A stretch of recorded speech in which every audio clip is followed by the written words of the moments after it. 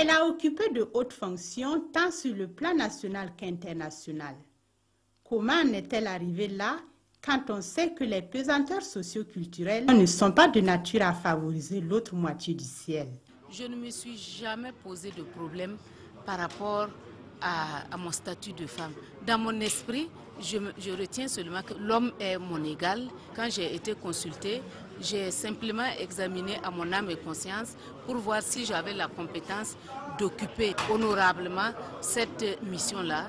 Et après cela, bon, mon mari a bien sûr été consulté. Les femmes ne peuvent pas s'y porter comme des garçons. Ça, c'est don de Dieu.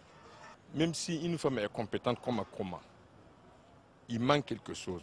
À côté de ceux qui pensent qu'une femme ne peut pas occuper des postes de responsabilité, il y a d'un côté ceux qui sont prêts à soutenir leurs épouses et de l'autre ceux qui émettent des réserves. Lorsqu'une femme fait des études, c'est pour pouvoir occuper des postes de responsabilité un jour.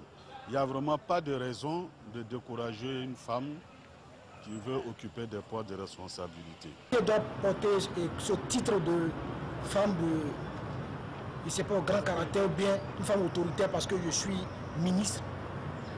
J'oublie ma vie de couple, mon foyer, et puis bon, c'est le travail ou rien. Alors là, ça ne marche pas. Parce qu'il faut savoir faire la part des choses. Et si l'éducation des enfants pouvait constituer un obstacle, Aminata Ouedraogo, quant à elle, pense que tout est question d'organisation. Quand je ne suis pas là, c'est lui qui s'occupe des enfants. Et j'ai toujours été comprise, j'ai toujours été encouragée. Lors des éditions du FESPACO, il y a des moments où je rentrais tard, je rentre à 1h du matin, je rentre à 23h. Mais je vous assure que ça n'a jamais posé de problème parce que de toute façon, ils savaient où j'étais et ils savaient ce que je faisais. Alors, tout porte à croire que le premier adversaire de ces femmes intellectuelles serait elle-même. Quand une femme ne croit pas en elle-même, c'est difficile. Et il y a eu des moments où mon ministre, qui était mon supérieur hiérarchique, m'a demandé de lui faire des propositions de femmes pour les nommer à des postes de responsabilité. Personnellement, j'ai été confrontée à ces problèmes parce qu'il y a des femmes qui ont carrément refusé. Soit parce que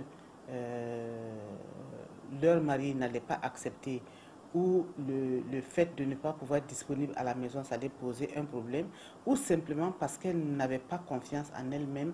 C'est ça le combat à mener. À la directrice du NDA de conclure en ces termes. Le mari, il est dans la société. La société le façonne de la même manière que la société façonne la femme à accepter un certain nombre de situations. Mais mettez-le dans des conditions d'éducation, de connaissance, de dignité, de valeur, et vous verrez qu'ils accepteront toutes ces avancées qui ne font que promouvoir et renforcer la démocratie et le progrès social.